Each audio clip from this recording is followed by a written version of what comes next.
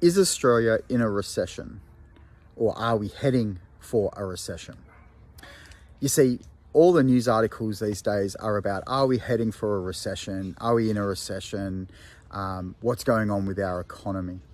And it's a little bit of who cares? If we're in, if we're not in, what does it really matter? You see, Australia hasn't had a true recession since the late 80s, early 90s. If you go look in the historical data, the GFC didn't count.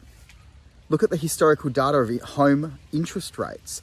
They were at 14, 15, 16% in the late 80s, early 90s. And that was because of the recession that Paul Keating put us through that we had to have.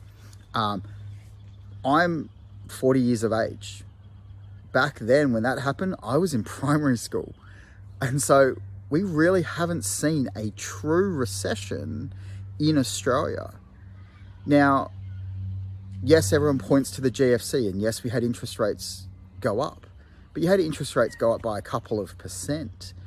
The saving grace when we actually went through the GFC was that the government wrote this big fat check and put a heap of money back into the economy, which minimized the impact. If they hadn't done that at that time, we would have had a full-blown recession. But we can't just keep having gain after gain after gain in every market. At some point, the bubble's going to pop and it needs to go down.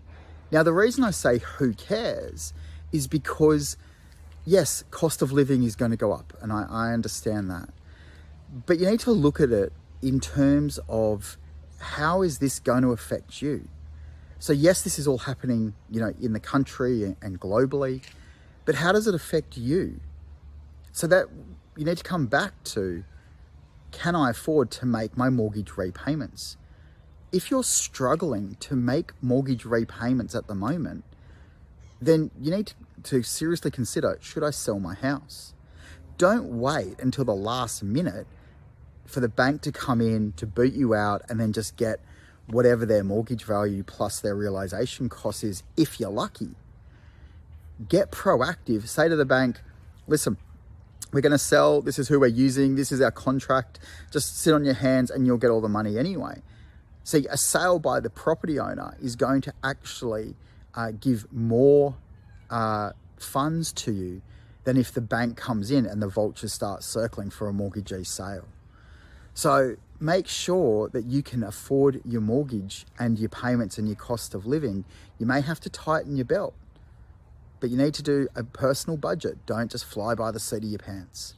So that's my major tip is, if you need to sell, sell.